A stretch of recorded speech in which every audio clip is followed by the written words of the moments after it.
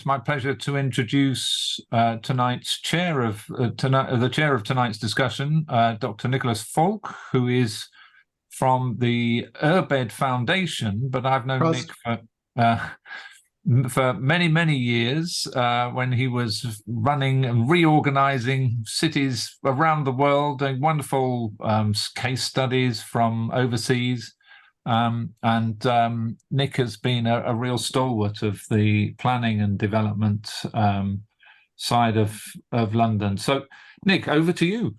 Okay, thanks very much. Well, I was delighted to be given this opportunity. It's a rare privilege to have a series of panelists not feel that I have to make the case for changing your views. But what we're dealing with is a hugely complex and unresolved problem in most places, which is how to connect up transport, development, and finance. We all know we don't have enough housing. Transport system is criticized in many cities, and money seems to be in short supply. Yet we know that to achieve all the goals we have in terms of tackling climate change, in terms of improving equality and well-being, public health, and so on, it's absolutely vital that we do things differently. Rather than just focusing what the problems or obstacles are, what we're trying to do in this conversation is to talk about what can be done. And we've taken a couple of exceptional places. In the case of Wales, we've got a man who seems to be the sort of genius behind a lot of the change, Mark Barry, and who was once a management consultant like myself, but then has done much better things since. We've also got two people to talk about the London experience. Julian Ware, who's been involved in financing some of the great projects that Transport for London has been doing, including, I understand, the extension of the Northern Line to Battersea. So he's a sort of financial expert. And then Camilla Ween, who's an architect and also involved very much in connected cities, which we'll be coming on to, who's played a sort of fixer role, I think, within Transport for London and the GLA, which is a crucial role.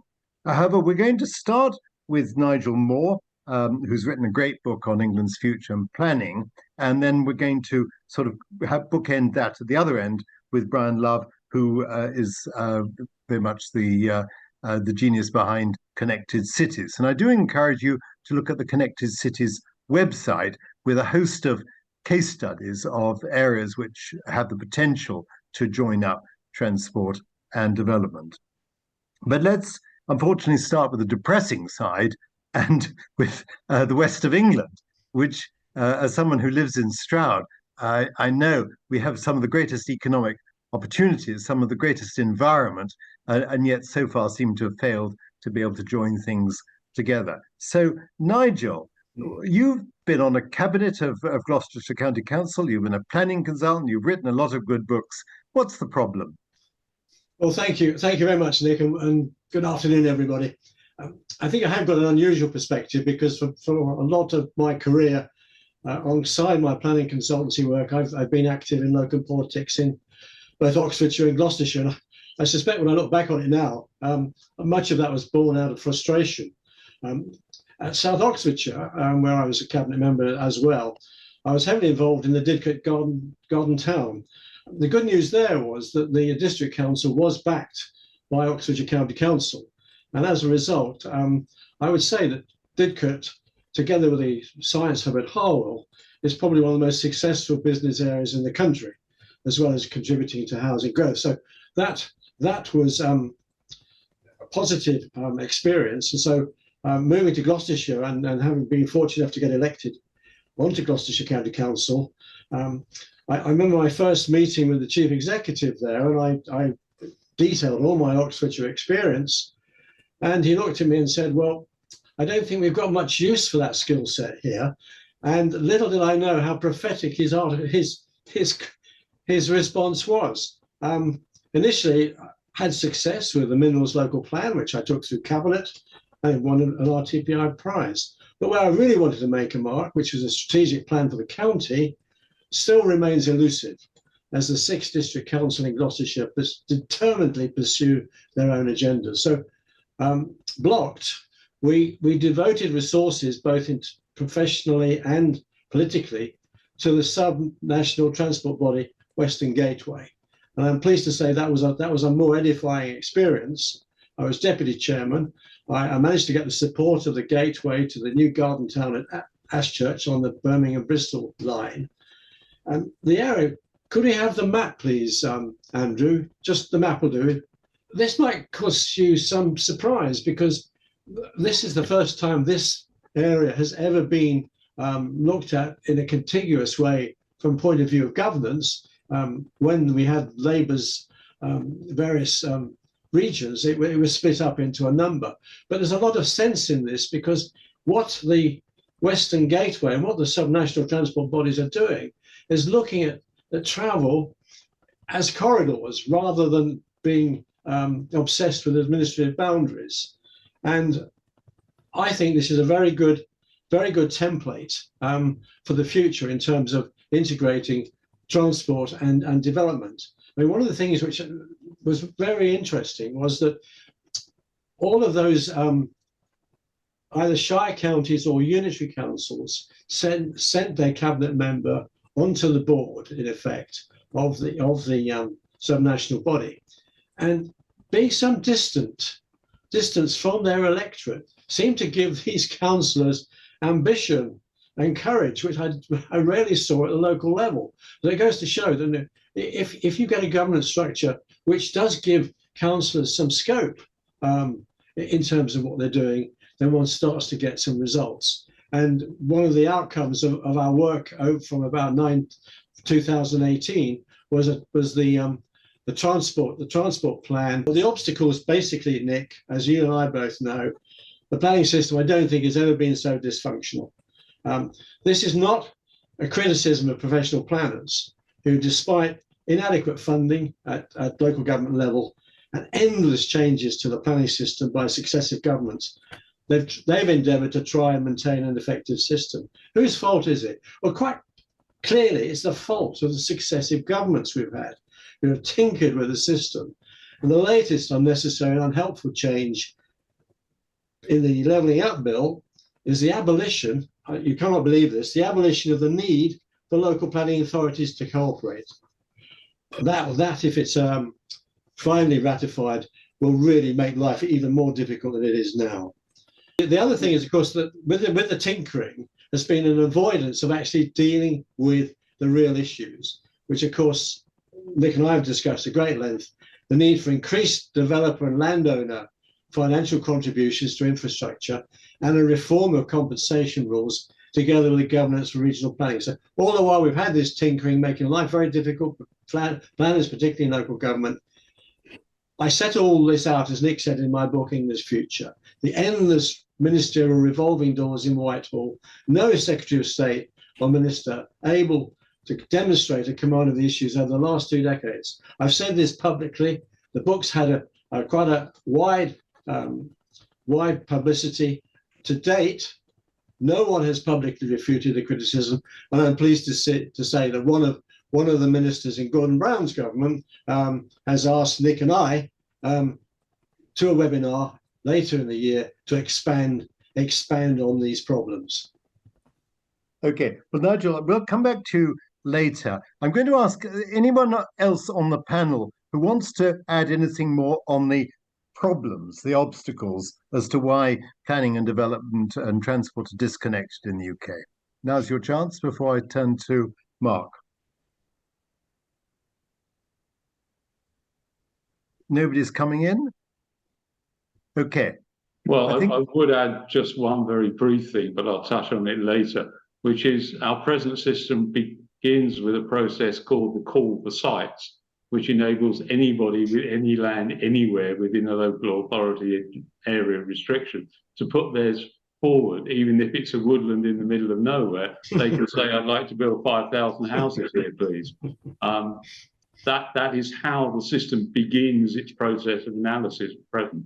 And dare I say it, there are consultants who make lots of money and lawyers who take up a lot of time arguing the case for things which should never be on the agenda, certainly wouldn't be ever considered in Germany, shall we say. Look, in Wales, they do things differently.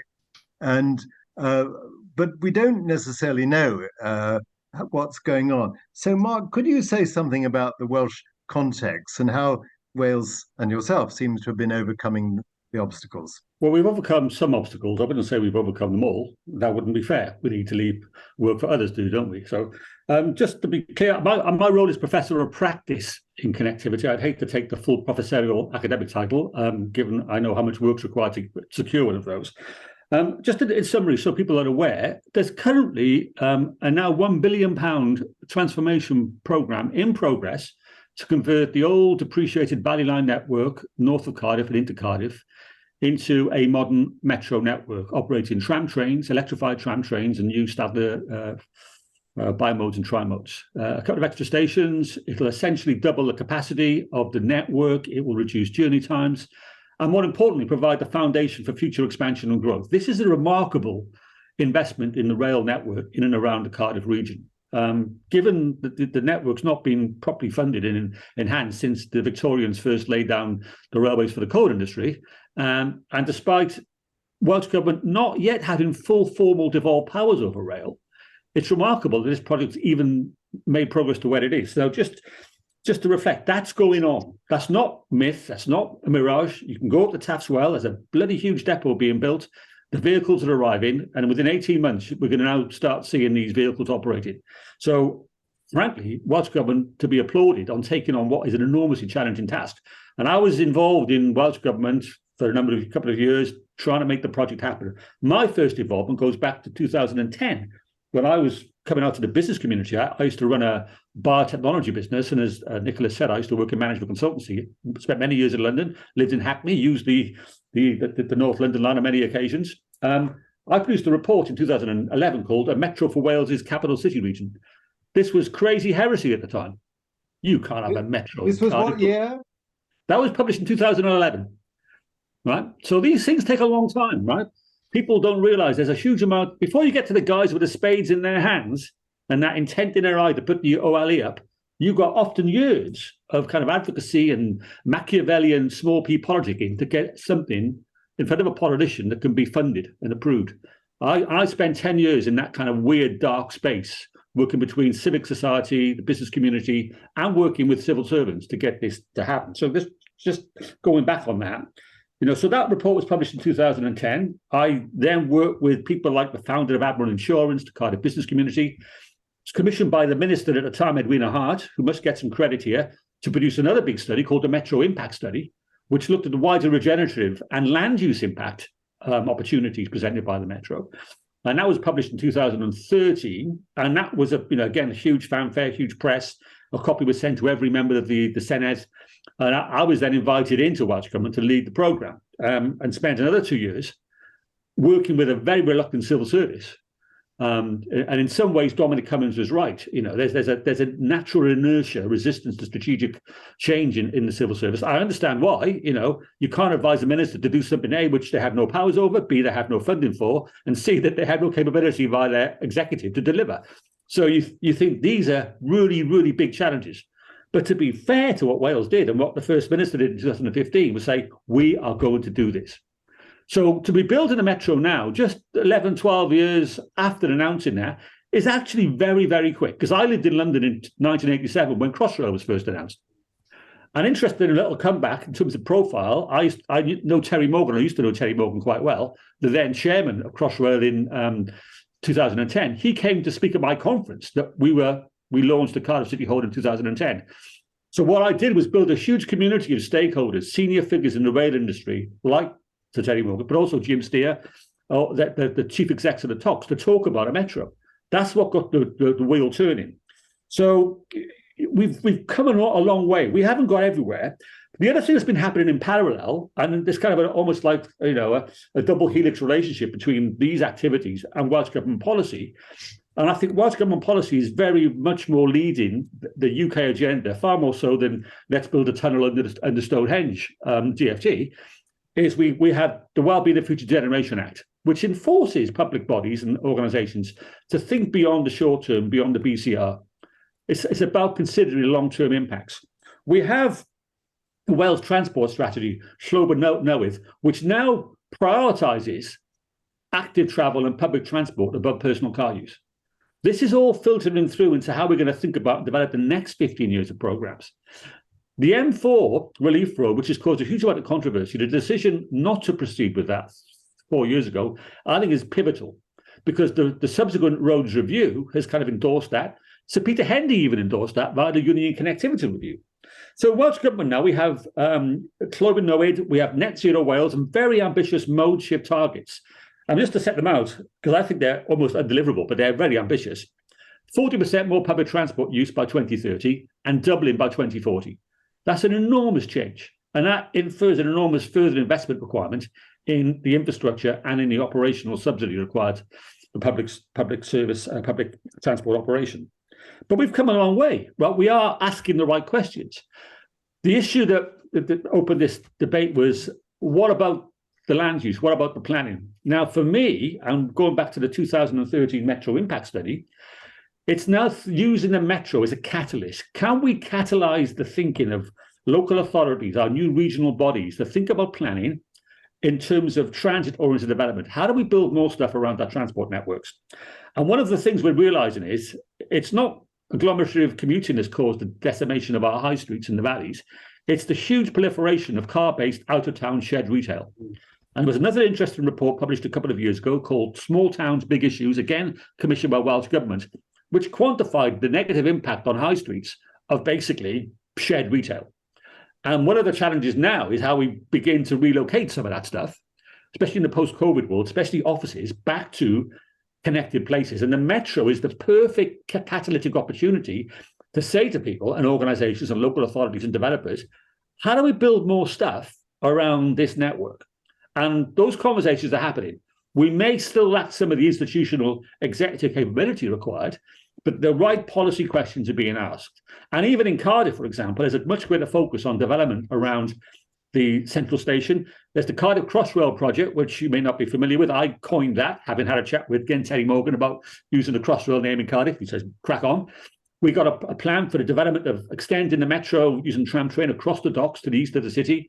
Again, that potentially presents a whole bunch of densification and regeneration opportunities. We're looking at the same kind of things in Swansea and in Newport. And I'm hoping now with the Cardiff Capital Region to look at the kind of development opportunities that exist in Pontypridd around the station, in Caerphilly, which we've seen a major development there. So all the kind of ingredients are in place. We still have some challenges, which I know we'll come on to later. But to go from where we were in Wales, a Welsh government that was only set up and empowered to build roads, right, to now be actually focused on how the hell we deliver the kind of public transport capacity is remarkable. Now, I'm not going to take all the credit. I'm one player here, a coalition of the willing. A lot of credit must go to some of the Welsh Government political leadership, especially the current Deputy Minister for Climate Change, Lee Waters, who's got a background via Sustrans, Institute of Welsh Affairs, but champions a lot of these causes. And ministers like Mark Drakeford and Caravan Jones and Edwina Hart and Ken Skates, they've all taken on what they would inform was a bloody challenging and difficult and risky proposition. But they've all said, we have climate change obligations. We have regeneration obligations. We have obligations to our high streets and our communities. The only way we can sensibly and sustainably address that is through investment in our public transport network, more bus, more rail, and encouraging more active travel. The policy agenda in Wales is pretty clear on where we're going.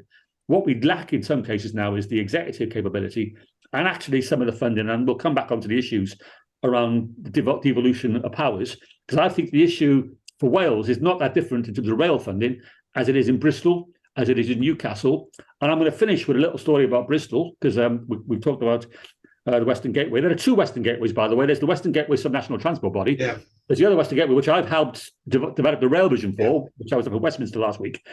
I was at a dinner of Network Rail's board in November. It was being held in Newport. And I was getting my 10 minutes to say my piece. I could see the eyes rolling. He's going to moan about bloody railway investment in Wales again. I said, no, I'm going to start in Bristol.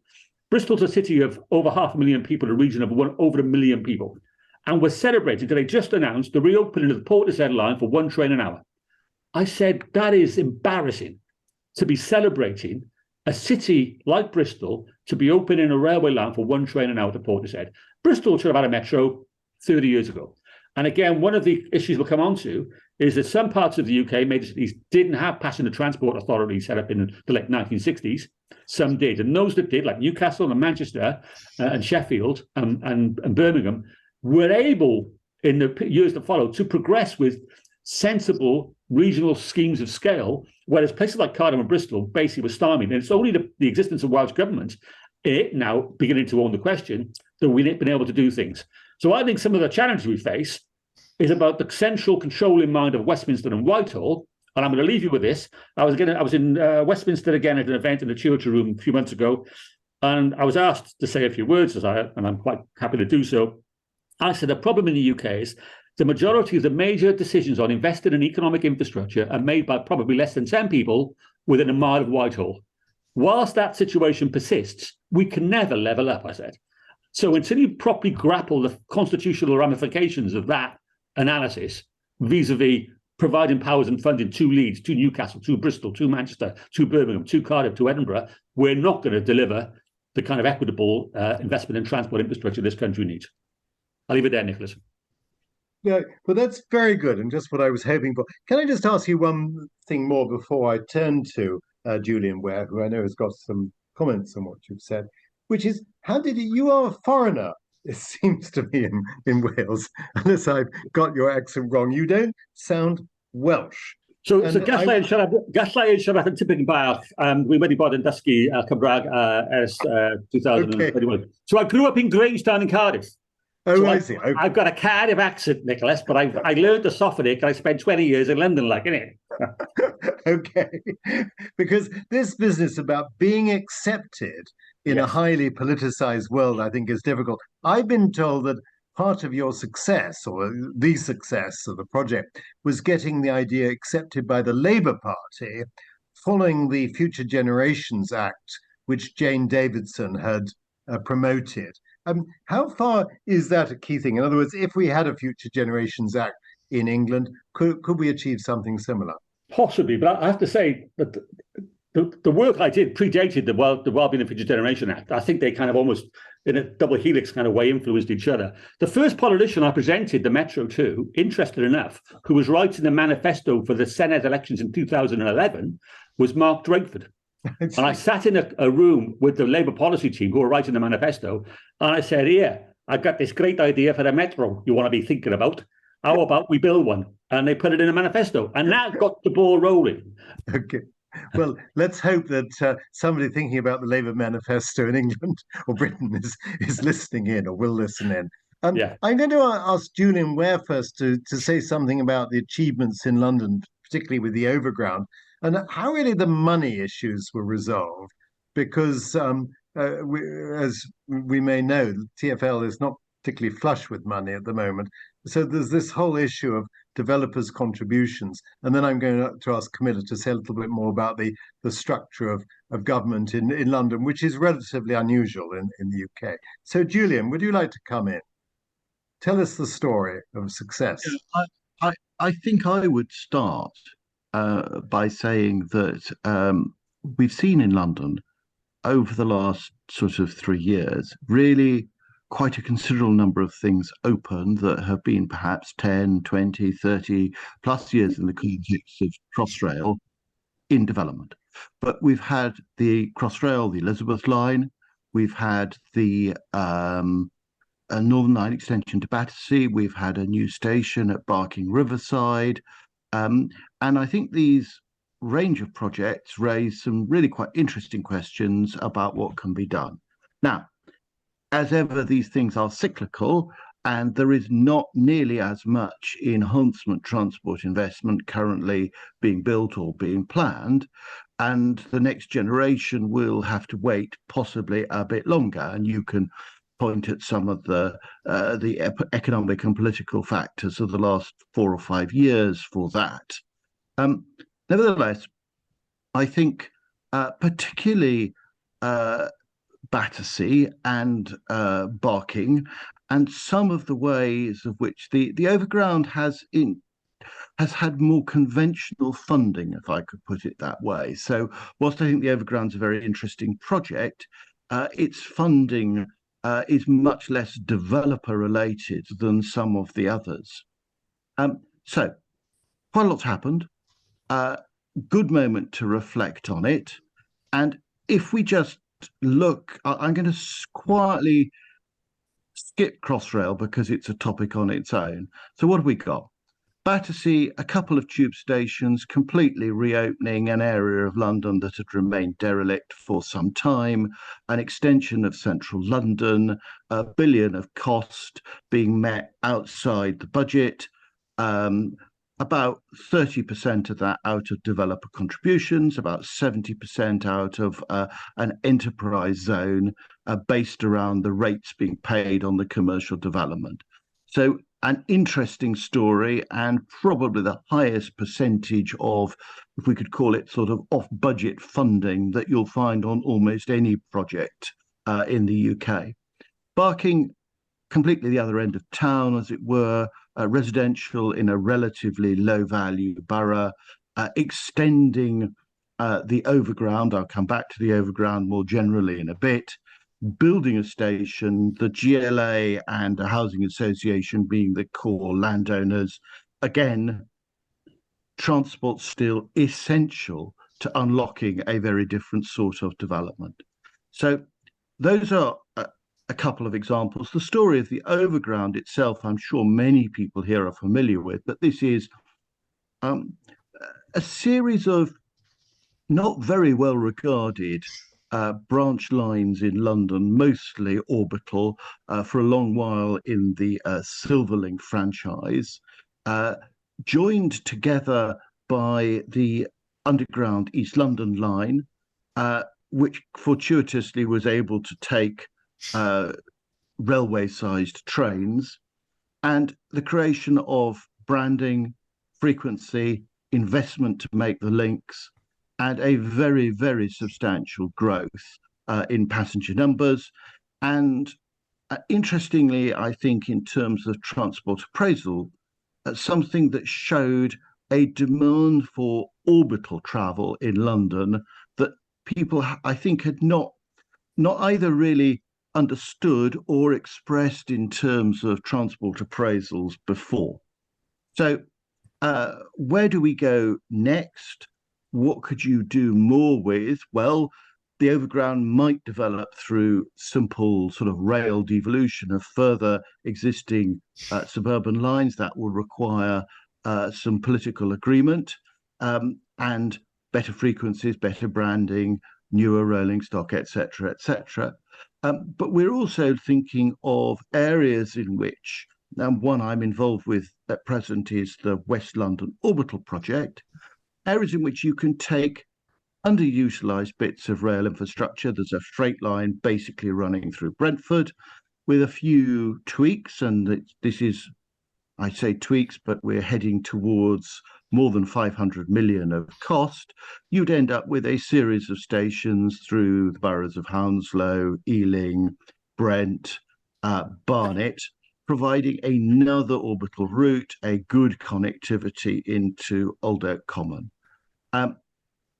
We think, the boroughs say, that will enable them to release quite a lot of housing, and you could use some of the knowledge gained out of the Crossrail scheme and the mayoral community infrastructure levy, and you could have an approach that is development contribution based, probably relatively broad rather than pure corridor.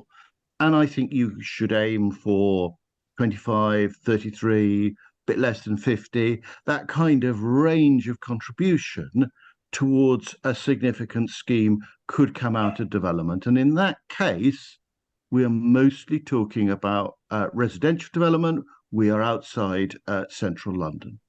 So I've tried to compress both what I've been doing in TfL since 2007 and some of the things I'm doing at present into 3 or 4 minutes.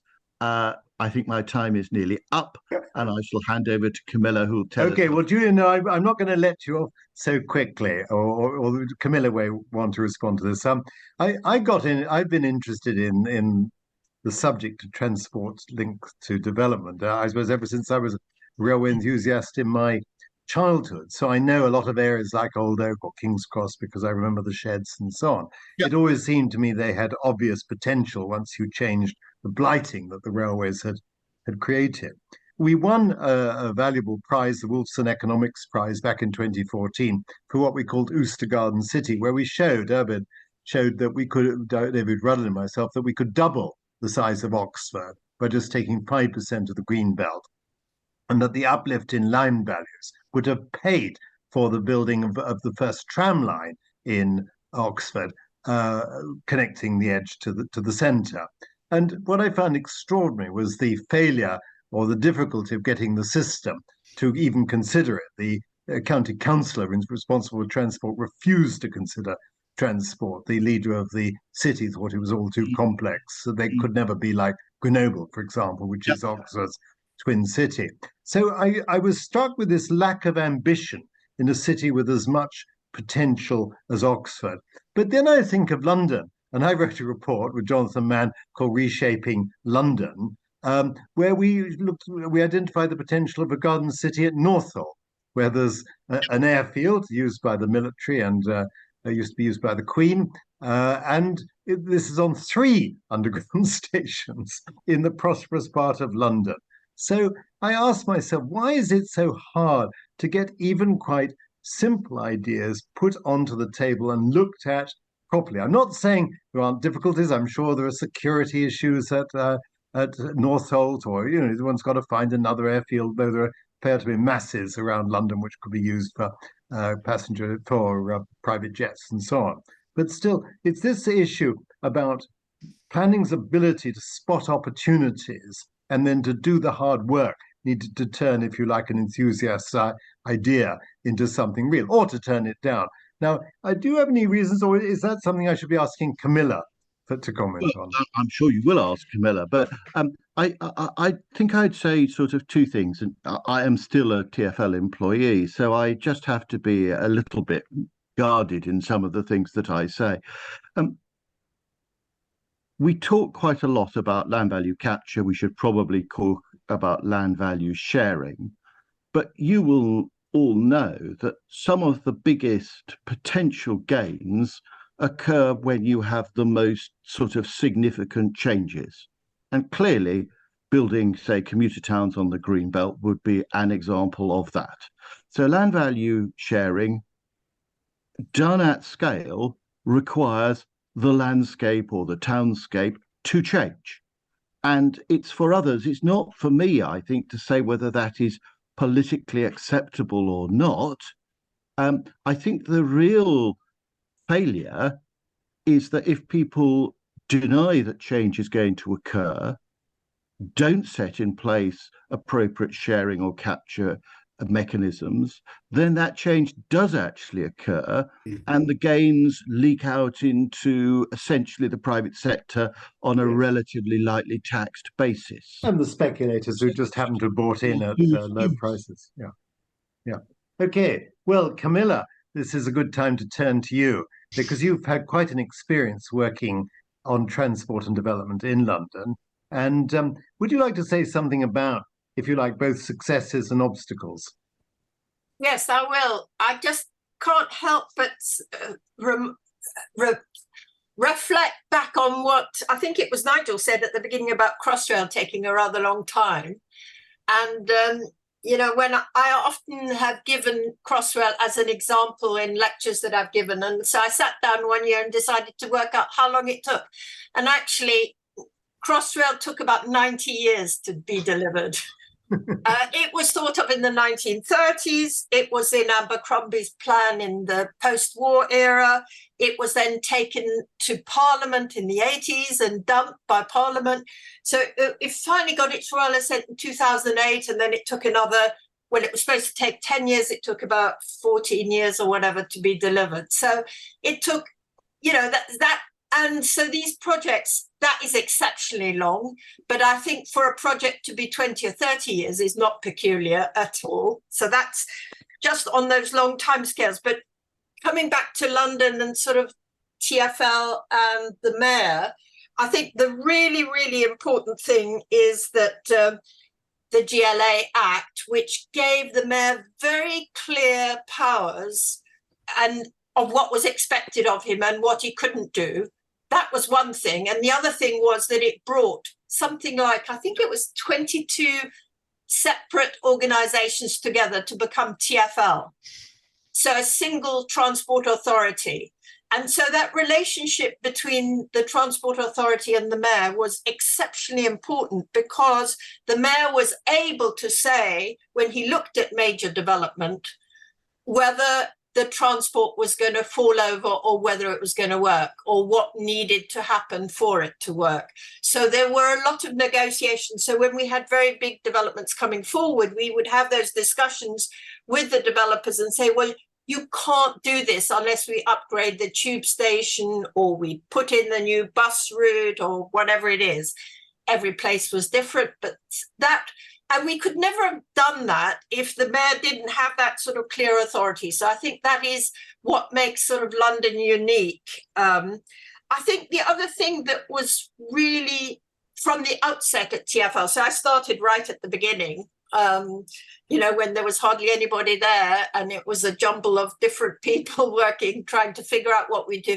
We didn't have any policy guidance. We didn't have the London plan. But we already knew what the mayor was wanting to do and the kind of change, really sea change that he wanted to see in terms of people movement within the city.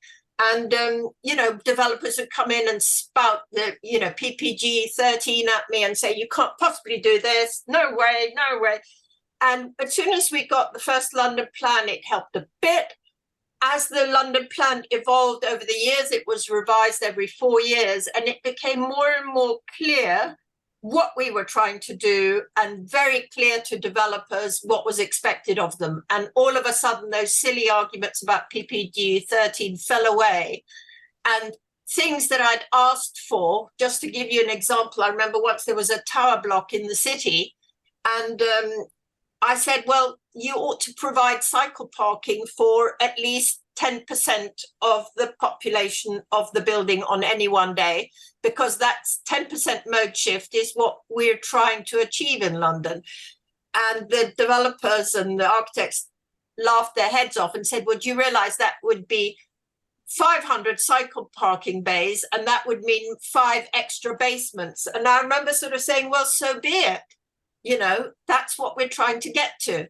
And 2 years later, same developers, same architects came back with, lo and behold, at least 500 cycle parking spaces underneath the building. So I think having that sort of background plan does really, really help you to win the arguments. That's very clear.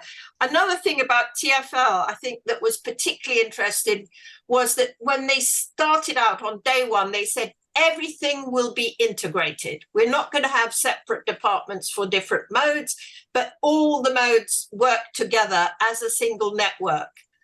And so, buses and trams, not that many trams, but, rail, metro, whatever, everything was thought about. So when you were thinking about a station, you were thinking, well, how are people going to get to the bus or the taxi or the other mode, river services, whatever it was. So that was that integration. And what came, I think, in the second or the third London plan was the idea of cross-cutting themes, so that every time you did something somewhere, you would think about not just one aspect like transport, but you would think about transport, you'd think about environment, you'd think about human health, you'd think about air pollution, you name it. And so all the themes, and environment was very strong at that point. That was before net zero had even been talked about, but we knew that there was an issue. And so that idea of sort of preserving and protecting the environment was absolutely there within what we were doing. So it prescribed our jobs to us, if you like. And I think that was the sort of success. And I think, well, perhaps I'll leave it there, because the rest are sort of recommendations. Okay, well, which we'll come to at the end. Okay, that's really good. I think there's been quite a lot of chat about discussion about land value capture. So I would like to sort of draw in the participants at this point. But can I ask you one thing which is personal about my experience with the GLA? We did this report on land assembly called Capital Gains, and then the simple proposals never got taken through. We were told, oh, the GLA needed to recruit lots more staff before anything could be done. And it seemed that despite the mayoral system, something like a sleepy or negative authority like Hillingdon could stop proposals moving forward. There's still this problem, and I know it's a feeling that Nigel Moore shares, that the district councils are often too parochial to see big opportunities. I mean, do you think it is fundamentally a problem that we put the planning responsibility for spatial planning, strategic sites, at the district level? Yes, I do.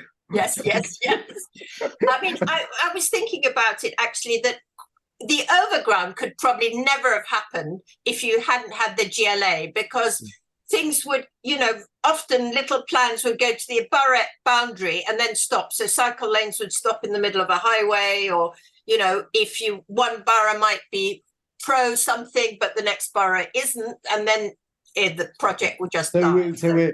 We're seeing the importance of city regions. Now, does Lee White or anyone else I just want to say one thing, and I know this is pushing against it. I'll say two things. First, I think everyone who emphasises the importance of the mayor and the GLA and TfL is right. Second, the Northern Line extension and Battersea was very much guided by Wandsworth and a partnership between Wandsworth and Lambeth. Now, all three tiers of government were needed to get the thing to happen, but I wouldn't want to say that the boroughs were, to underplay. I think they were really quite important. But this perhaps comes to the end, but is the implication that you give the boroughs the first chance, but you have a fallback situation where perhaps you introduce a body like a development corporation to knock heads together and to take over responsibility when nothing has happened for, say, 5 years or some significant period of time? Can I come in, Nicholas? What? Can I just come in there? Just a quick observation on this conversation, because we're talking about integration and land value capture. And in the context of London, that's a much easier conversation to have because there's a lot of value to be captured, right? Now, the challenge you have elsewhere is that there aren't many organisations with a level of integration at TfL in terms of its responsibilities. And there isn't the kind of commercial scale that can be uplifted to be sliced to contribute to the kind of capital programmes that will begin to play a big part in transit. So, in Wales, for example, there's probably very few places where you talk about that. So, I do accept that, Mark. By the way, in the report I referred to, which I did for the TCPA, called Sharing Land Value Uplift, you'll find there are some rather good maps, not done by me, which show the potential for land value capture. And there is certainly potential in Bristol area, and I suspect it goes some of the way across the Severn. But you're right, it's a small part of the area. It's certainly not the whole of the country. But that doesn't mean to say we shouldn't be tapping it to the full, because surely the richer areas have got to be paying more of their own costs and not looking to government to pay for everything. No. Can I just share a suggestion? I was involved in a conversation about, well, how do we do better in Wales? When we have a lot of the volume house builders, a big condition for 30 or 40 years, just to grab greenfield land, drip feed 400 or 500 units every few years and finance that, and ask them for someone to build a road, and they get asked to pay for the bus stop. I suggested maybe Transport for Wales in the future role could be made a statutory consultee of such major developments. And the conversation would go, oh, you want to build 1,000 houses? Yeah, sure. We need £100 million for the tramlink, please. Yeah. Right. And so... Absolutely. It's this whole thing of seeing necessary conditions for doing things. But it does require the sort of negotiating skills which Camilla, her team, and the mayor in London have adopted. But so I wanted to is Lee White there? You had some points to make, but there were also other points about land value capture. Can I just chip in quickly? Yeah. On land value capture, I mean, the Crossrail example is really interesting because there's sort of two elements to it. One is the sort of effectively development tax for somebody wanting to build kind of near Crossrail, but the other one is the ongoing precept on the sort of business rates for people actually working within a certain radius. I think it's 500 meters or a kilometer. Yes. Of a Crossrail station. And so that is long going. So there's the immediate kind of developer, you hit them, and then there's the ongoing kind of coming from those who actually work and who really benefit from having that good transport. Yes, and of course, as we showed in our report, Capital Gains, where's the potential in central London is for uplift on business values.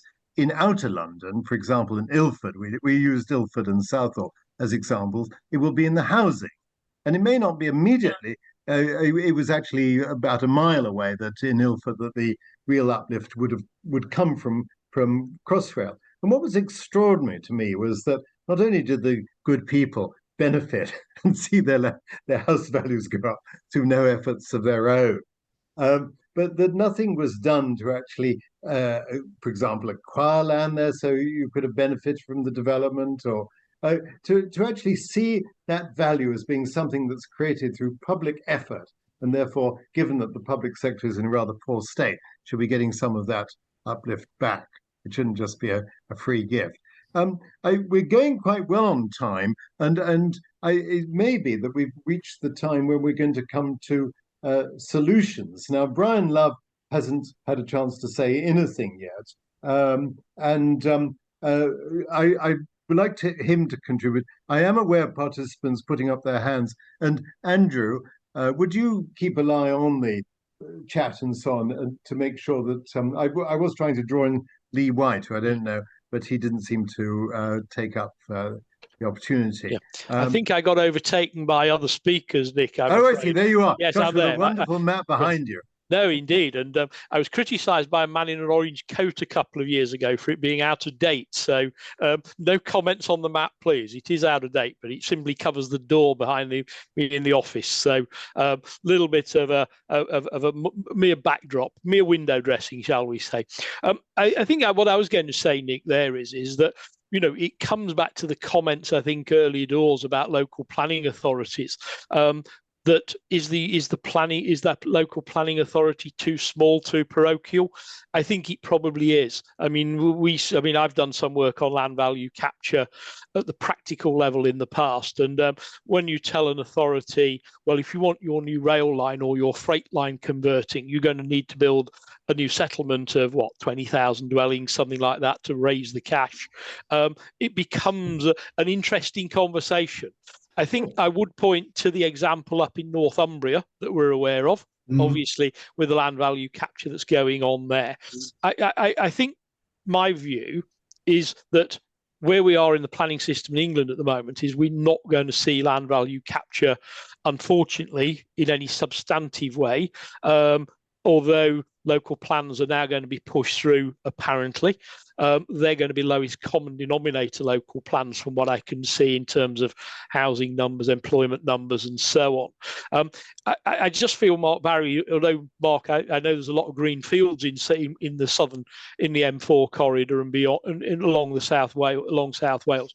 But I just think actually with CJC's regional transport strategies coming in, actually there's a massive opportunity there. And I think some of the things that have been done are good building blocks. I think, you know, maybe not the entire answer, but I think you're well on the way, unlike in England where that joining up is not taking place at all. Okay, well, thanks. I don't want to, I think you're being overly pessimistic about change, because even the Tory party in their last days, through Mr. Gove, are talking about land value capture with regard to Cambridge, for example. And the only question is, what is the appropriate amount? Yes. When we were looking at this in Oxford and we did the calculations for Worcester, we said that landowners, which were typically colleges, might be allowed to get 10 times agricultural value, which would raise land from, say, 10,000 to 100,000, but shouldn't get 100 times the existing use value. And everyone could see that that's a common sense point of view. So I think this issue of what is the right proportion that is fair in different circumstances, and you'll appreciate that it's not just about house prices, but it's also about the environmental conditions, what's got to be done to reclaim the land and so on and so forth. So there are calculations involved. My own view was that it could be achieved quite simply by achieving rather like VAT. You just charge, instead of just charging VAT on the refurbishment of old buildings, you would charge VAT on new houses, and then you'd hypothecate that to the counties for an infrastructure fund. But anyway, that's getting to the last part of it. I'd like to call, I see, Nigel, you look as though you want to be saying something. So can I call on you and then Brian? Well, I do share your optimism. I just come back from Northumberland, actually, and it's wonderful to see the progress on the Ashington Central Newcastle line, which I think is going to transform that area. And I think the clue there is that the landowners there, of course, include the Duke of Northumberland, know that without that rail line, they would still be sitting there with the sheep grazing for another 1,000 years. So I think if it's pointed out to landowners, without these interventions, nothing's going to change. So I share your optimism. There was no house. But the 2 points I want to make are essentially England-based, which is we need to go resurrect the original concept that Sir John Armitt bravely published back in 2007 for the National Infrastructure Commission, which was that it would be a statutory body that every 5 years it would introduce to the House of Commons and the House of Lords a costed infrastructure plan across the board, including employment and housing land, as well as major civil engineering works. That would then be debated, it would be amended, but once adopted, it would be a statutory basis that other relevant bodies could work to. George Osborne initially showed interest in it, but unfortunately his successor, Hammond, basically emasculated it by making it basically an arm of the Treasury, effectively marking its own homework. And what happens now is that bright young economists come out of the Treasury, spend 18 months at the NIC, publish the most wonderful reports, which are all now nicely stacked on the library shelves of the Chancellor of the Exchequer. Sir John, bless him, has stuck there. He hasn't walked away. But there's an opportunity there to totally reform the basis on which we do national planning in this country. We've got the report. We don't need to spend months agonising over it. And I hope that if Labour are elected, they will, because they were the original recipient of the report, that they will enact that report. The second is the delivery, which is on the basis of that structure. Is wonderful what Mark's been saying about South Wales. And I think the subnational transport bodies in England, could perform a similar function. Devolve expenditure to them along the costed plans. They've got governance. You've got a proper form of governance in terms of the councillors that sit on those boards.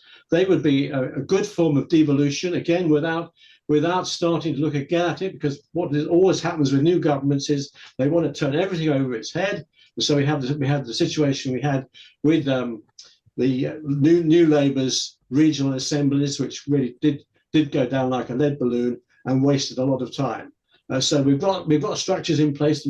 They'll need a little bit of tinkering. I think the subnational transport bodies could become plan-making bodies as well as the work they're doing at the moment. So I think we've got two elements there, which I think would transform the situation in England. Well, I very much like that pragmatic approach, which isn't sort of the ideal, but it's the possible. And that seems a sensible way forward, given our plight.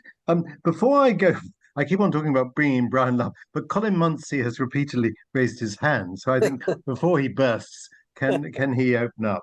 Well, I'm thinking that Mark Barry would have a lot to offer, because the reason is we're doing working on the rail consultancy for 15 years now, Mark, I guess probably even more. But he's seen the effect of the Welsh Development Agency, which no doubt has its many negatives. But I think I'm agreeing with Nigel as well, that there needs to be some sense of overall governance that can tie things together with some seed money that can act as incentive to do things.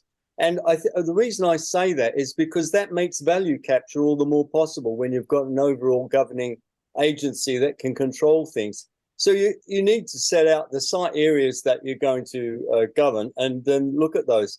And where it goes wrong is like in Perth, Western Australia, where I've forgotten the name of the company now, but they've actually put in a whole rail system, and they put it through suburbs that are really easy to do, to put the stations in, fantastic stations. And you've got a railway line running down one side and a highway running down the other, and a shopping centre that relates to neither very well. And why the planning at a local authority stage couldn't be joined up between the railway line and the station, I don't know. And then the government starts complaining, or the opposition does, that the railway's not paying its way. So you end up with really low density housing and development around all of the stations, with fancy new stations that aren't they're not pulling their weight because they're too far remote from all the population. There's no higher density around the stations, no attempt. Same thing happening in Brisbane. You've got different situations in Cleveland in the USA, where they've got, I think it's Peter Hewitt is looking after, he's the planning manager for one of the counties there. And they've got economic models for all their stations showing how they've improved the area in terms of value uplift by about $5 billion. So if they can do it there, and there are examples around the world, why aren't we doing it and demonstrating it to places like Brisbane, Perth, and learning off lessons? Okay, Cleveland, you're making a very good point that this is a common issue facing cities around the world. And I do think there's a potential for Britain to work with other members of the English-speaking world, which includes not only Australia and Canada, but also India, to actually get things done better. Lots of jobs out there for spatial planners, I might say. Look, the sad part is there's loads of space they could do it, but the governance is all messed up between central government, local authorities, and the railway agency. Right. Can I now bring in Brian Love, who's been waiting patiently? Brian is an architect who's devoted an awful lot of his life to the concept of connected cities. So, Brian, what are connected cities? How could they help? And what are your ideas for improving planning? Okay. Well, one of the things I would like to say before I kick off is the fact that even Transport for London haven't got the London Tube map up to speed. I was standing on a Crossrail platform 2 or 3 days ago, reading the tube map to discover that Crossrail is not on the tube map. And this is the tube map that's actually on the Crossrail station. So I'm not, that's a good indication of how far behind we are in exploiting the resources that are actually already available to us. I've just clicked share screen. Is it possible to see my screen? I can see climate emergency. Right. Okay. Well, enough said. I'm sure everybody's read it. Yep. We know these things are happening. This is an example of the ratio of pollution that comes from all various different systems. And you can see rail comes at the bottom, cars are at the top. This is an indication of the capacity to move people of various different transport systems. And once again, rail wins out by a significant margin at the bottom. And this, making maximum use of existing transport infrastructure, is the thinking behind connected cities. And we've all been talking about the London Overground. Well, here's a little bit of information about it. But one of the key issues is that TfL, after 10 years, went back and did a study to find out what had happened to the land values. And around 8 of the 10 original stations, as I can see here, land values had more than doubled, and some of them have gone considerably higher than double. It's a substantial network, as you can see. Connected cities starts with cities that are all, or cities, towns, villages, settlements that are already connected by rail, because delivering new transport infrastructure is the work of decades at best. Upgrading existing transport infrastructure is a much faster process, even though that's relatively slow. You don't have to buy way leads, you don't have to provide additional equipment. So the idea behind a connected city is based on Ebenezer Howard's idea of a social city, which was a group of garden cities clustered together and connected by electric railways that ran through the green belts around each of the garden cities. All Connected Cities does is it takes that idea and applies it to the existing rail network and existing settlements on that rail network. And the idea being that the largest settlement becomes the hub, and the sister settlements are those that within 15 minutes travel thereof. Around each of these nodes are either existing railway stations or indeed new ones, and that's quite important. There is really substantial opportunity at quite moderate densities, but the critical 100 persons per hectare, which the UN uses as a guide for supporting adequate public transport. Using that density, you come up with a population of 30,000 people within a kilometre of your railway station. And a kilometre is a walkable distance, particularly if you assist it. The thinking behind the general planning of the settlement in the connected city is that there are green wedges that go right into the centre. Either side of the railway itself, there is industrial and commercial development. There's a much higher density at the centre. Yes, I agree with everything you were just saying about that. And the lower density developments, which are much more family housing, are in a series of villages which are clustered around the core. One of the things that we have been promoting is the idea that it's possible to do this analysis and more using the latest generation of softwares. And the two particular ones with whom we have been working are Space Syntax, who are very effective at modeling transport movements, and particularly walkability movements, and then how that interconnects with other modes of transport. And they're probably most, well, they've done a vast amount of work all over the globe, but they're probably most famous for having worked out many years ago that it was possible to close the northern side of Trafalgar Square without causing complete catastrophe. The Evening Standard didn't believe this and mounted an enormous campaign that said the whole of London would be gridlocked as a result, but Space Syntax said, no, look at the figures. And they were proved right, because the remodeling of Trafalgar Square was a spectacular success and works very well to this day, and it didn't gridlock hold of the rest of the city. The other group of people with whom we're working is somebody called Geodesign Hub. Now, Geodesign Hub are about enabling groups of people who have different agendas or agendae to work out where their common ground lies. And this image, which shows a group of people huddled around a computer, is about the fact that you put before different groups who have different outcomes as their desires, a range of options, and you use this technology to discover where there is common ground and where they are absolutely at loggerheads with other groups. And it's extraordinary the degree of success that Geodesign Hub have had in finding high levels of consensus, even between groups of people who apparently were absolutely at war with one another.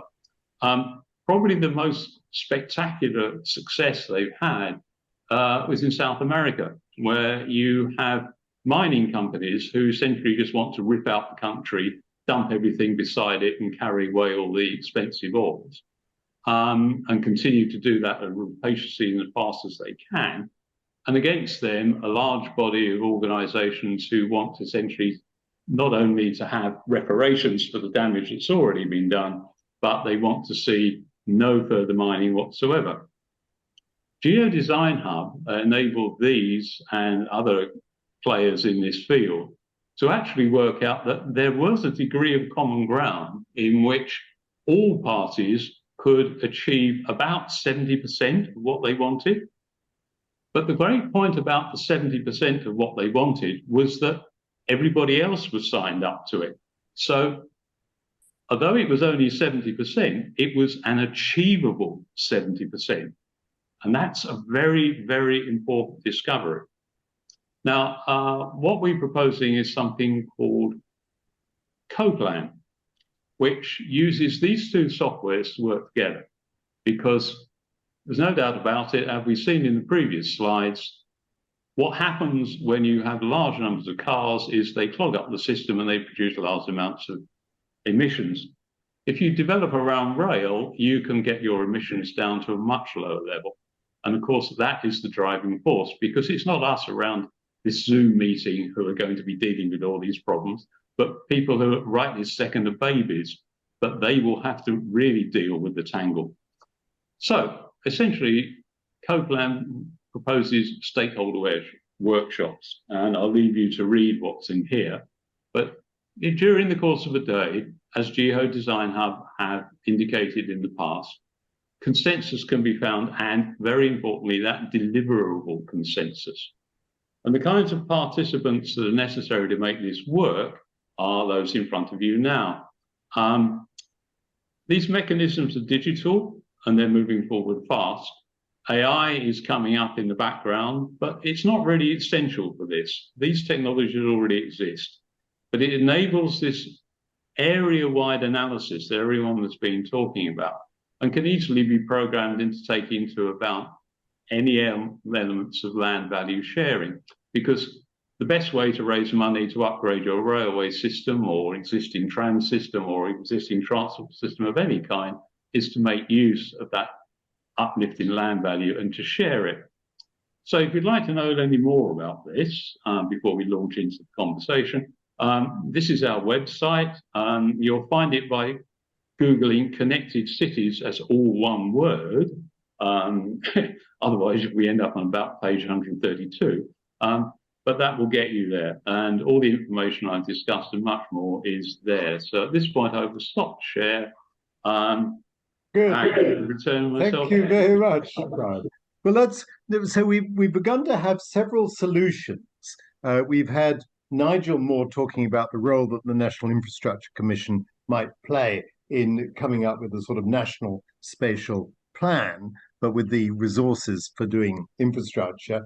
Brian has talked about a technique, for want of a better word, which we're keen to see tested out. And indeed, we've been talking to Nigel about the potential for perhaps using this to resolve the issues in Gloucestershire and also in Bristol. I'm sure there are other places, but our capacity is limited, and we're trying to find places where there is a real interest in doing things differently. I would emphasize, I remember when we organized something called the Highway Initiative in 1988, the first use of a roundtable conference. People like Terry Farrell and other urban designers were worried we were going to be doing them out of business. And the point I stressed is this actually creates work for planners and lawyers and surveyors and so on and so forth. If you've got an agreed framework about, in this case, dropping the ring road in Birmingham and linking up the centre with the adjoining quarters, one's not trying to rule out the work of the established professions. One is trying to get an agreement about the broad framework before you get into the details. So thank you, Brian. I think I want to switch now, if I may, to Mark, who I think has been wanting to get in, possibly responding to an earlier element of our conversation. But I'm sure we'll come back to this technique. And I'd love anyone to come up with any good reason for not doing it. I might say it's going to be remarkably inexpensive compared with the cost of transport strategies, but there is a cost because bringing data together involves work and running workshops involves work. So yes, there is a degree of effort, but much less than usually spent on conventional planning. So Mark, do you want to come in at that point? Yeah, just to give a kind of a reflection from Wales, because the statutory framework for planning is different. And we have this growing regional dimension, as Lee mentioned earlier. Not without its challenges politically, because, as an example, in South East Wales, we have 10 local authorities, 1.5 million people, and we're trying to create some regional structure that can manifest and represent equitably the needs across the whole place. So that's not going to be easy, but we do have now an obligation on the region to prepare a regional transport plan in the next 12 to 18 months.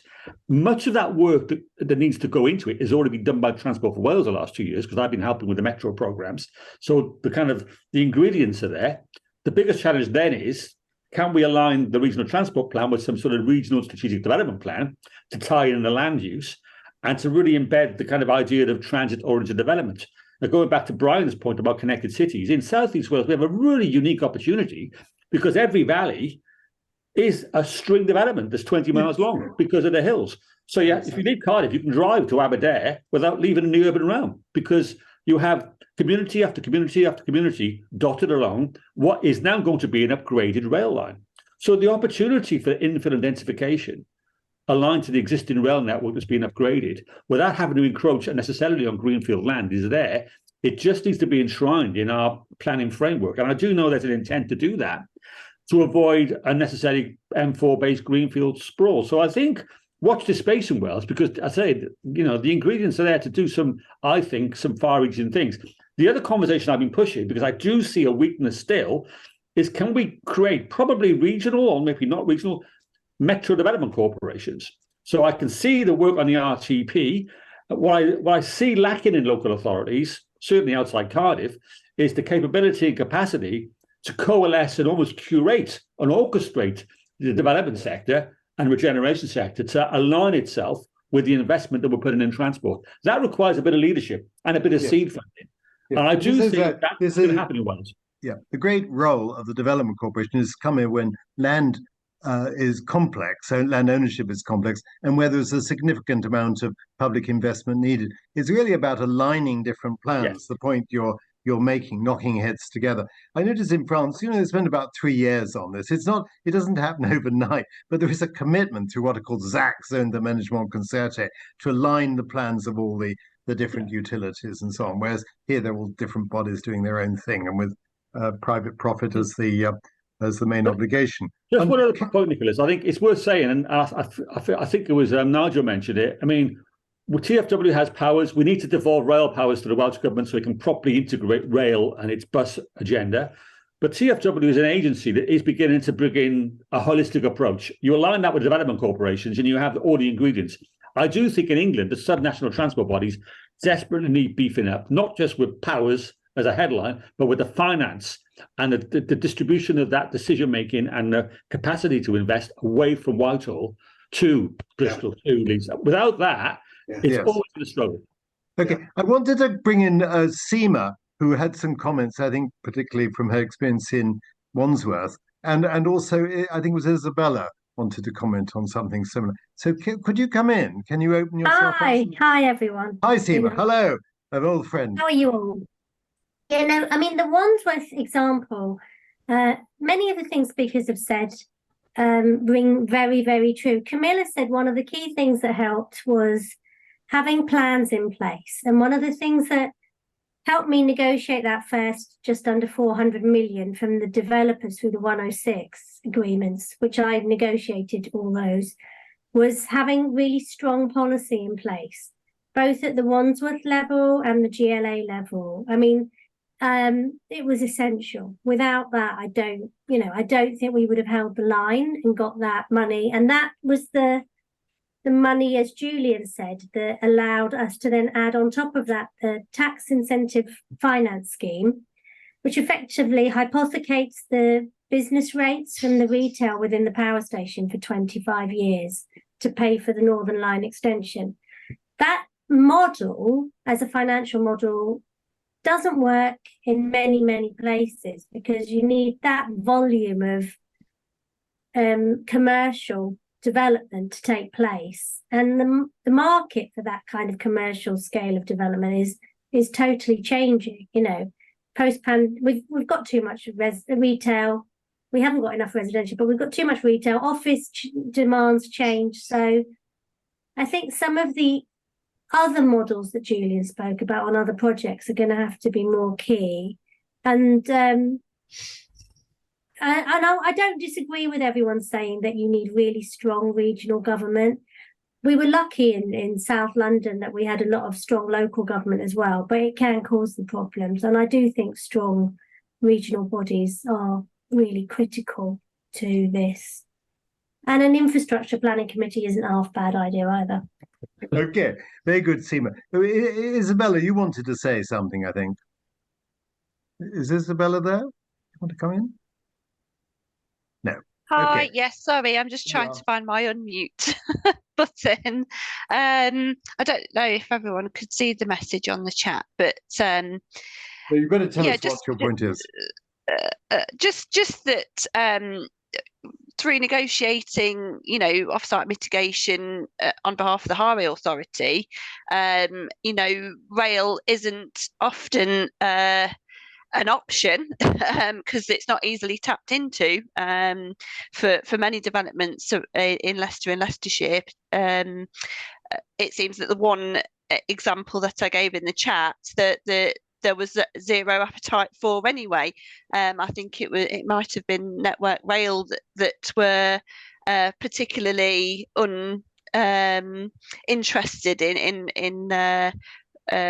construction of a new station, although it would have seemed a really useful connection just outside of the city, and perhaps even had the potential to draw in latent demand as well from the surrounding area. So I think, obviously discussion tonight very much centred around rail as being opportunity for connected cities, but perhaps not always easy to deliver outside of the areas that have been the focus of discussion for tonight. Thank you, Isabel. I think the point we're making is that where there is railway capacity and where it's lying dormant, or it's just used as a freight line, it makes sense to look at it because it's so expensive and difficult to build a new line. And as I think Nigel was saying, just to have one train an hour to Portishead hardly gives people the frequency that will encourage them to switch from their cars. I think in the last few minutes... Could I just come back on that? Because obviously the site was located next to the Midland main line. So in terms of, frequency of trains, there could have been a real opportunity to get a lot of people changing their travel habits into the city and neighbouring cities, Nottingham, Birmingham and London.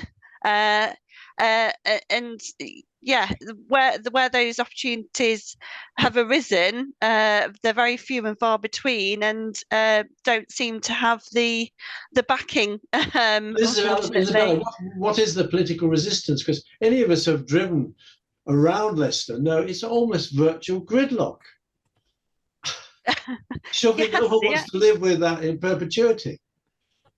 I don't know. Politically, as you say, I suppose the focus that there's a trade-off, isn't there, between what the site can meet financially in terms of the off-site, the funding for off-site mitigation, and whether that's focused on addressing the highway network, or putting all their eggs into the basket to try and put a new railway station in. That's probably part of the conversation. As I say, I believe Network Rail also were not keen on the idea of an additional station, but I feel I'm far. Those speakers amongst us tonight have probably got far more experience in the rail industry than I have. I'm going to have to bring you to a stop there because we've only got 6 minutes left, and I want to get one proposal from each of you, the panelists, which they would put onto the agenda of a new government. Nigel, you've had a bit of a go, but is there anything else you wanted to add to your role of the NIC? No, I take what Mark has said about the subnational transport bodies. Yes, these need to be really, really beefed up considerably, and that would be a very effective form of devolution. Very good. Okay, Mark, do you want to say anything more about? Well, I just say to Keir Starmer, properly devolve rail powers funding, barnetise high-speed tool, just let us get on with it and stop interfering. That's a bit of a bold thing. Privatise it, in which case work for consultants, but no. Barnetise. I said barnetise the rail spend so the Welsh government gets a proper allocation of the rail funding. There's a whole separate conversation about rail funding, which plays into the regions of England as well. But give Wales the powers, give the government in Wales the powers that it hasn't got. Okay. So what you're saying really is that infrastructure spending should be devolved to a regional level. Absolutely. Because Wales is effectively a region, and presumably, I noticed that there is a body, a transport authority. I nearly tried to draw them in for the Midlands, which brings together the West and East Midlands. Yes, it is. Seems eminently sensible. Well, I shared a slide earlier from the Treasury, the country regional analysis. And one of the challenges we have, not wanting to diss London, but capital investment per capita for asset investment over the last 20 years has been much, much higher in London than anywhere else in the UK. Mm-hmm. And you can never level up if the capital investment, which is justified because of the BCRs, keeps feeding the beast at the cost of everywhere else. Until you address that with some more equitable allocation of that capital investment, you're never going to solve the issues of connectivity in Leicester or Newcastle or Leeds, which has been crying out for some sort of metro for 50 years. That's a problem. And we've mentioned several times Bristol, and there's been a lot of comment in the chat about Bristol, which it has tried to promote itself as a sort of green city, and yet has one of the least developed public transport systems of any green city. So that's certainly been a priority for Brian and myself in looking at opportunities for doing things differently, because we know that there's a very active community there who would take up a lot of these ideas. Brian, do you want to come back on that and say anything more about what the change that's needed to get this subject properly considered? What goes on to a party manifesto? Okay, so this is what goes into the Labour Party manifesto. Well, it could be into all the parties. I'd like to think all the parties will be sensible enough to take up these ideas. I actually think that the remit for Great British Railways, which is the body that is coming and will take over the Network Rail and be responsible for running the railways, should be shifted from what it's currently focused on, which is long distance travel, which it does absolutely brilliantly. I don't have a problem with that.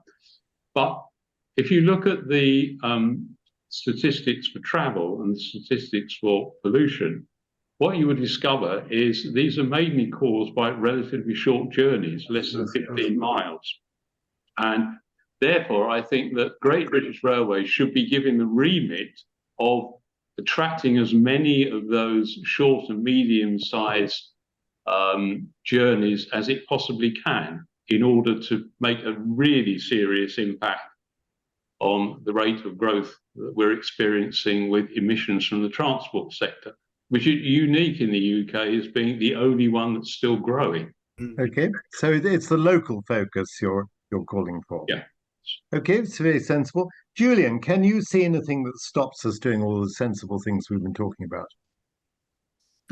I'm just going to make two quick points. And there's always going to be a difficulty about the capital investment in London because it will look large compared to most other regions. Now, quite a lot of it is paid for by Londoners. The actual contribution in is relatively a small proportion, and Londoners use a lot more public transport. So it's very difficult to come up with a precisely fair metric. If I were looking forward, and as I said, I'm an apolitical professional person, I would say, can we please get all three tiers of government cooperating? And can we please begin to look more than 12, 18 months ahead? Well, the getting ahead is presumably something to do with the budgeting system and this silly way we think that we just plan for a year ahead. The business of collaborating does sound almost like a magic. Is there a way of doing that, do you think? I mean, is it things like saying that you'll only get money if you agree to work together? Or is it the ZAC kind of concept? From my perspective, I think some of it in, a London context is about getting each of the tiers of government to be able to contribute so that you've actually got schemes, a bit like Crossrail was a joint venture between the mayor and the government. Yep. And we talked about the NLE and the involvement of the boroughs, the mayor and the government as well. And I think things like that can be very durable if you can get them to work. Okay. And Camilla, you have the last spot. Right. Well, actually, I want to be a bit polemical or philosophical. I think that actually what needs to change is the decision-making process away from sort of number crunching and business case and economics towards thinking about quality of life. Now, you may think that's and that's quality of life both for people and for the planet. And though that might sound very airy-fairy, but if we start to consider those things, which are never usually monetized into the business case, well-being, mental health, active travel, inclusion, all of those things would actually help. If we thought about those things, we would create better communities. So it's not an overall solution, but it's about getting a better solution in the end. I'd like to say the last word, that I think what you've said is absolutely right. We've got an obsession. I speak as sort of economist who's done the economics of various places, and it's always seemed to me that we only bother about what we can easily measure, and yet all the things that really matter can't be easily counted. So yes, if we start with what people care about most, and it will differ from area to area. Clearly, if you're very poor and you haven't got a roof over your head, you will differ about other things than if you have some wealth. So I think that we should be making a lot of these decisions locally with processes which explicitly allow us to consider different priorities. And dare I say it, the co-plan idea, which Brian has ably outlined, is designed to do just that, because it's accepting that there are multiple criteria that matter, not just economic growth, not just the speed of travel, not just the number of houses, but a whole series of other things. So it's trying to develop a more consensual way of planning, which we seem to have lost in the UK, where we've made it far too legalistic, and we've lost the ability to sort of sit down around a table and to discuss things seriously. Perhaps it's been in the hands of old men for too long. I don't know, thinking about myself. But I'd like to think that there is a different way of doing things, which will start with what is seen as crises, like congestion, pollution, the sort of problems that you get in the centre of Bristol, and the way in which town centres are getting deserted, partly because it's difficult to get into them by any way means, and start by saying, well, okay, what can we do in the short term to make things work much better, and then what in the longer term? Certainly, we've heard a lot about the devolution of power, and I think everything that Mark has said has filled us with confidence that there is a better way of doing things, and we can look to Wales for some inspiration, as well as to London and to some other parts of the UK. But I think it will only be a few who go up to Northumberland to see the future. Perhaps they're wrong.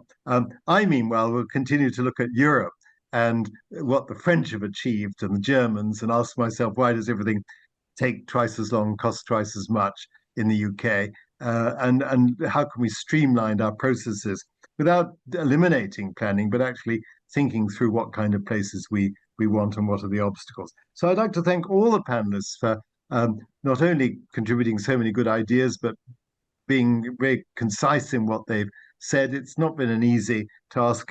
Andrew, I'd like to thank the Happel Foundation by inviting us to discuss this important subject. I think we may have well set up a whole lot of other subjects you may want to consider.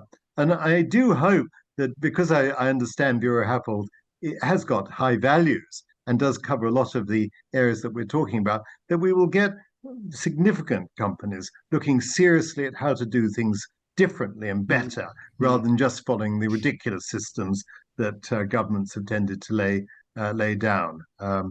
Yes, I understand they have to earn a living, but I think they also have to make the world a better place, if only for their children or their children's children. So thank you, everyone.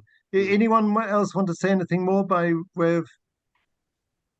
Just to thank you for chairing it, Nick. Thank you very much. Okay, well, this is a rare privilege. I'm not sure I've ever been asked to chair anything before.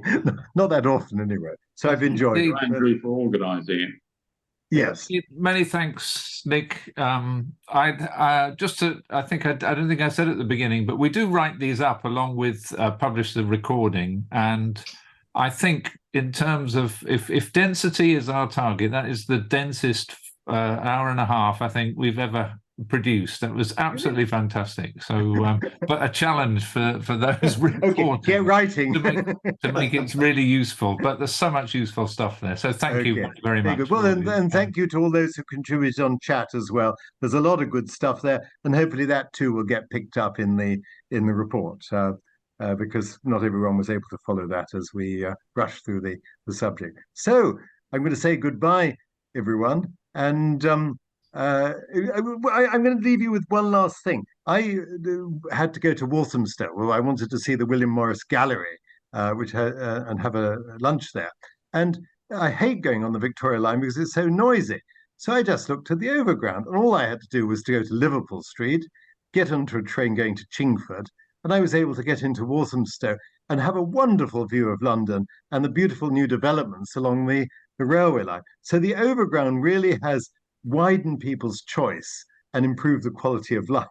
And the same thing applies. You know, I went to Wembley yesterday to look at the development there, and again, you can go by overground from Euston. You don't have to use the underground. So in one stroke, the capacity of the choices in London have been widened. Now the challenge is to do the same thing in Leicester and the rest of Britain, which lags far behind.